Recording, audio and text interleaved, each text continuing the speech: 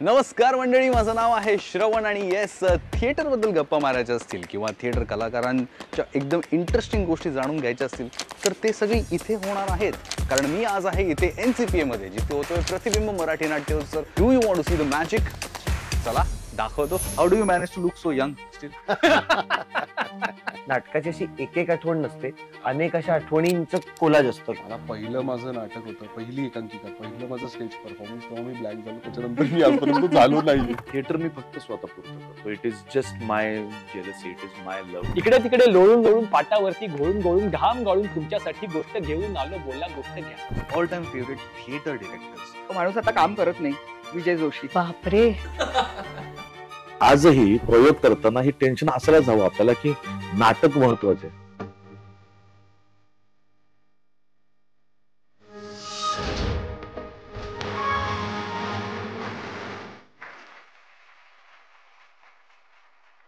नमस्कार मंडळी, माझं नाव आहे श्रवण आणि येस, थिएटर टेल्स मध्ये तुमचं खूप खूप स्वागत आहे बाय झी थिएटर.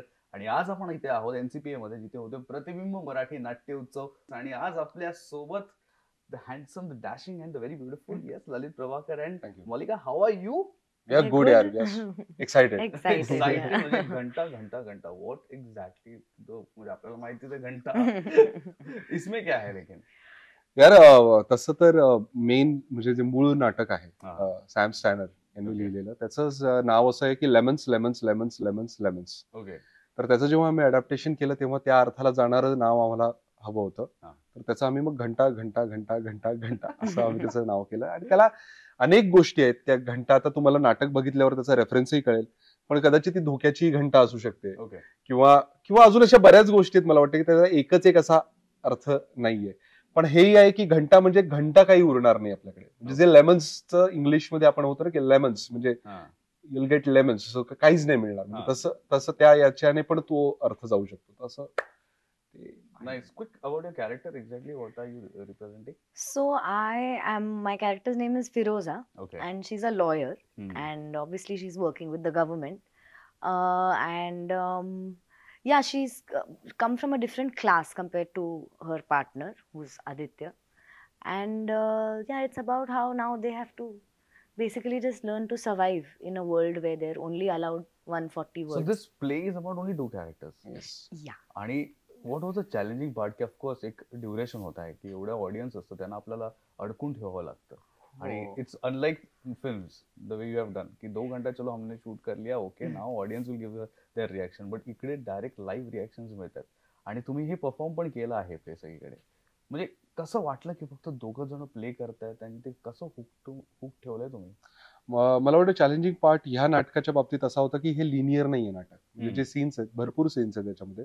मूळ नाटकामध्ये तर मला वाटतं 63 सीन्स आहेत त्याच्यामध्ये. ओरिजिनल त्याच्यातले काही सीन आम्ही गाळले आणि मग आम्ही ते जरी कंपाईल केलं तरी सुद्धा ते लिनियर नाहीये. त्याच्यामुळे आम्ही नाटक आपण जेव्हा कुठली कलाकृती बघतो किंवा नाटक जेव्हा बघतो तेव्हा आपण एका सीन मधून दुसऱ्या सीन मध्ये जाताना त्याचा इमोशनल ग्राफ हा सतत एकाच बाजूने जात असतो.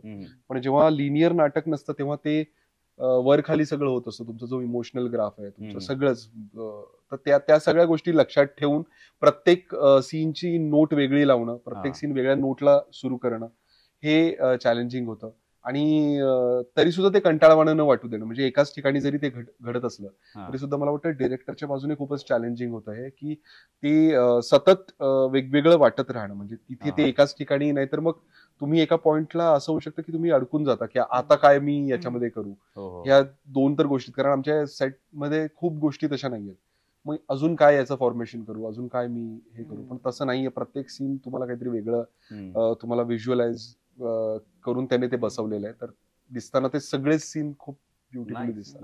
हाउ द ऑडियंस रिएक्शन? म्हणजे ऑफकोर्स देखो इनके प्ले या फिर इनके फिल्मों पे तो बहुत रिएक्शन मिलता है, खास करके लड़कियों का. प्लेज में भी तो मिलता है. वही मैं पूछना चाहता था कि कोई आई ऐसे लाले. Of course, we have many stories on another day, but But I want to hear one right. one right now. Oh God, which one should I tell him? No, but it's been very interesting because we got to travel. It happens very rarely that with a show. Actually, today will be our 25th show. Wow. And म्हणजे we have traveled to quite a few cities within this much time. Delhi, Bangalore. We went to Itfok in Kerala, and so reactions have been very interesting.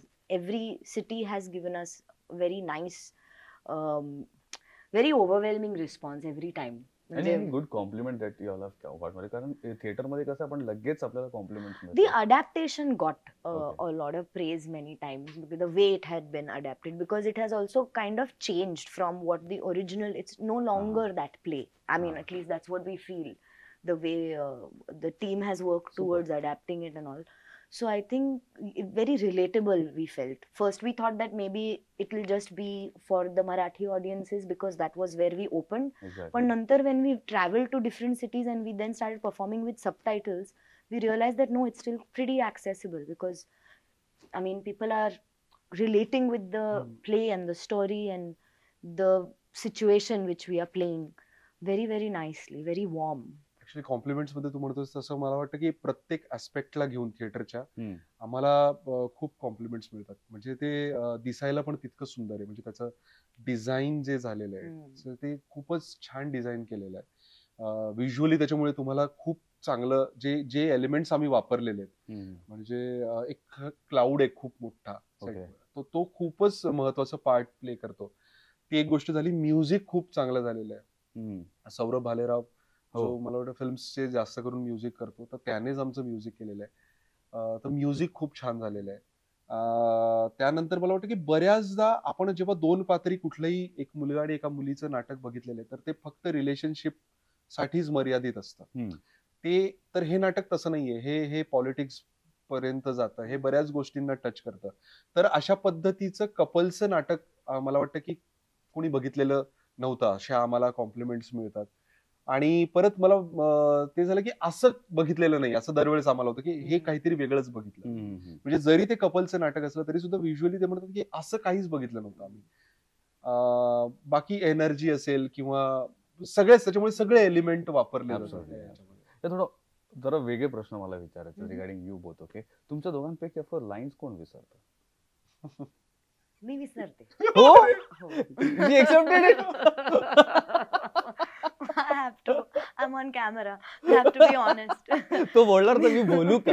नाही, राहू दे, मला आताच play करायचं. हा सांभाळतो मला. He takes care of me. नाही पण हो मी विसरते. होऊ शकते असं चंक्स कधीच विसरलो नाही थँकफुली. बट असं कधी तुमच्या लाईक दुसऱ्या कुठल्या प्ले मध्ये झालं की तुम्ही जरा ब्लँक झालात कुठे? How did you tackle that moment?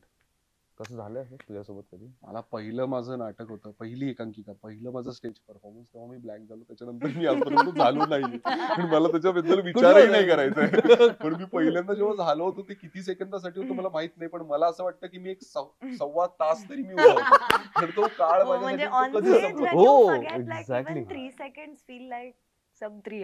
आयुष्यातला पहिला प्ले तुम्ही थिएटर मध्ये कुठला केला होता?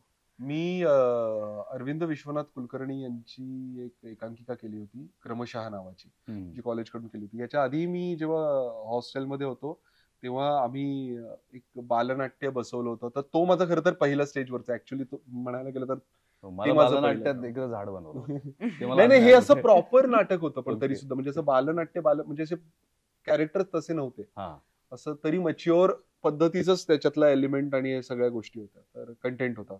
सो ते नाटक होतं. मी एक I did a children's play with Trishla, who was my first director. Trishla Patel. She runs a company called Teapot Productions. तर त्यात एक नाटक होतं झिंगा झिंगा रोजेस नावाचं. तर मी बॅकस्टेज करायचे आणि मी एक ड्रॅगन होता आमच्या नाटकात. तर मी ड्रॅगनची टेल होते. That was my first performance on stage. असं कुठला माइलस्टोन किंवा कुठला तो मोमेंट होता की जेव्हा वाटलं की आता येस, आता हेच कंटिन्यू करायचं आयुष्यभर? Like for in your field तुम्ही दोघेही ऍक्टर्स आहात आणि तो एक कुठेतरी आपल्याला व्हॅलिडेशन स्वतःला मिळतं ना की यार हे जे मी केलंय ना, आता मला हेच करायचं आणि ही जबाबदारी खूप मोठी आहे आता माझ्या आयुष्यात. तो कुठला तो क्षण होता आयुष्यात? म्हणजे असं for me I don't know, असं एक मोमेंट असा नव्हता. But I think somewhere while doing it, somewhere along the lines I started really enjoying it. आणि मग now I feel like every time I do a new show I feel like this is it. असं वाटतं. So it's not like any one particular moment. असं तर असं लक्षात येत नाही. तुझ्या आहे काही कुठलं करता असं लक्षात? एकच मुवमेंट नाही, पण हम्म. ते जे की करता करता तुम्हाला लक्षात येतं की तुम्ही वेगळं माणूस बनता जेव्हा हम्म. स्टेजवर असता तेव्हा तुम्ही ती ओन करता ती स्पेस.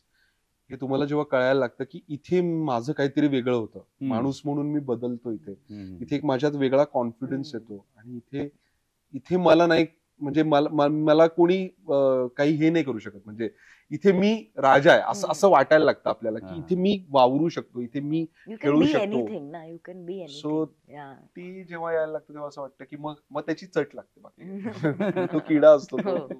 अच्छा, घंटामध्ये जो सर्वात फेवरेट तुमचा जो सीन असेल किंवा तो डायलॉग असेल, तुम्ही इथे पटकन इनॅक्ट करू शकता जस्ट बसल्या बसल्या? Any one liner also. Favourite खूप खूप आहेत आहे, असे but छोटे-छोटे. anything that they would like to just quickly perform for us. माझा आवडता रंग पिवळा. माझा लाल. याच्यासाठी नाटक अच्छा, बघावं हे साठी लागेल. नाटक बघायला लागेल तुम्हाला ऑफकोर्स. बट असा कुठला डिरेक्टर आहे ज्याच्यासोबत तुला ऑफकोर्स एक मोठा प्ले करायला आवडेल आता next? What do you feel like any dream director may be? मला एक आहे डिरेक्टर मोहित टाकळकर. अरे हो, हे पण मोहितचंच नाटक आहे. पण मला आधीपासूनच वाटत मला मोहित बरोबर नाटक करायचं होतं. You have a soft corner for him ना? मला कारण मी आपण आधी त्याची पण लास्ट टाइम नाटकं- डिस्कस केलं याच्याबद्दल. येस मी जी त्याची नाटकं बघितली होती आतापर्यंत, तर इतकं एक्सपेरिमेंट करणारा माणूस, त्याची प्रत्येक नाटक हे त्याचा एकच एक असा फॉर्मच नाहीये की हा अशा पद्धतीची नाटकं करतो असं काही नाही. तो दरवेळेस काहीतरी वेगळ्या पद्धतीचं नाटक घेऊन येतो.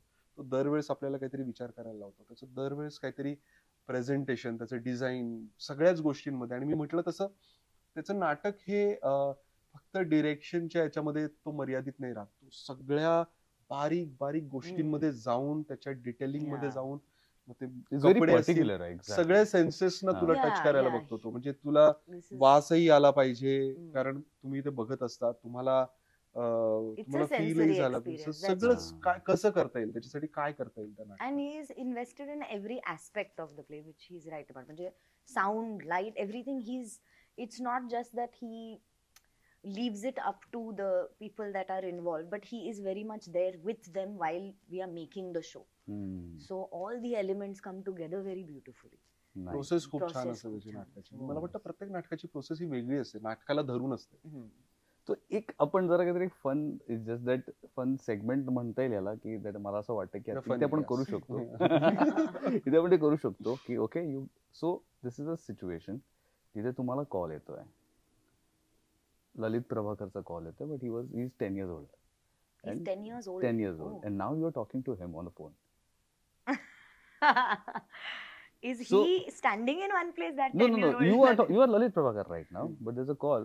तो 10 वर्ष अगोदरचा म्हणजे 10 वर्षाचा ललित प्रभाकरचा त्याला कॉल आहे. So what will you tell me? Any camera इथे आहे किंवा just you can just talk on the 10 वर्षापूर्वीचा 10 वर्षापूर्वी you 10 are 10. वर्षाचा ललित प्रभाकरला आत्ता कॉल आलाय. 10 वर्षाचा ललित म्हणजे that's कितवीत असेल तो? चौथीत. हा, चौथी पाचवी. त्याच्याशी त्याच्याशी तू तू बोलतोयस बोलतोयस. असं म्हणतो. त्याला इंटरेस्ट आहे का पण ह्याच्याशी बोलायला? हो ना. त्याला काय बोलशील ऍटलीस्ट की आता हा बाबा असं.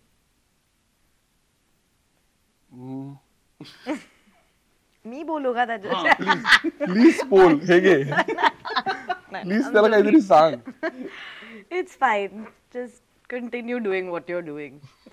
There's no. नाही, मी एवढंच त्याला सांगेन आता की हाय, मला आता तुला काहीच नाही सांगता येणार आहे, कारण मी तुला ओळखतो चांगलं. 10 वर्षाचा ललित, तर तू कोणाचंच ऐकणार नाहीयेस आणि ते तू कंटिन्यू कर. तू कोणाचंच ऐकू नको. जर तू ते नाही तर तू तसं करत राहिलास तर तू आज मी जिथे तिथपर्यंत पोहोचशील. Oh, nice. And you? I'll actually say the opposite. मी सगळ्यांचं ऐकलं. So continue doing that. Be a good child. Don't be naughty and continue. Be happy. It's a beautiful ride ahead. Super. तुमचा जास्त वेळ नाही घेते, पण येस एकदा जाता आता आपल्या कॅमेरामध्ये बघून आपला हा प्ले नेक्स्ट कधी येणार आहे, आणि किंवा जस्ट अपील, कारण आपलं थिएटर आहे, झी थिएटर हे माध्यम आहे आणि बरेच थिएटर प्रेमी आपल्या चॅनलशी असोसिएटेड आहेत. तर कुठे ना कुठे आपण बघतो की मराठी थिएटर्स ना आपल्याला सपोर्ट करायचा आहे. तर जस्ट एक मेसेज या कॅमेरामध्ये बघून? झी थिएटर मला वाटतं की खूपच चांगला सपोर्ट करतं थिएटर्स, म्हणजे जी काही नाटकं होतात हिंदी, मराठी, इंग्लिश या सगळ्यांना.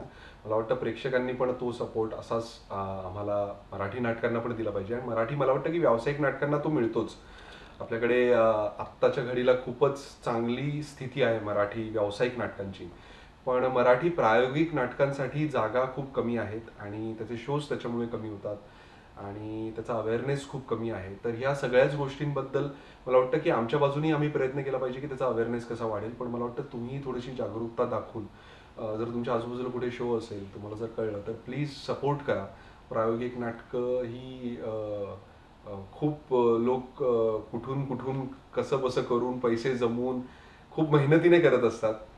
त्यातनं त्यांना काही आर्थिक लाभ व्हावा अशी इच्छा नसते खरं तर, पण एक प्रयोग म्हणून काहीतरी करायचं असतं. त्या प्रयोगाला सपोर्ट व्हावा असं या सगळ्या लोकांची इच्छा असते. तर त्या मला वाटतं की तुम्ही फक्त जाऊन ते नाटक बघा. अशी काही खूप महाग तिकीटं नसतात कधीच प्रायोगिक नाटकांची. Thank you so much.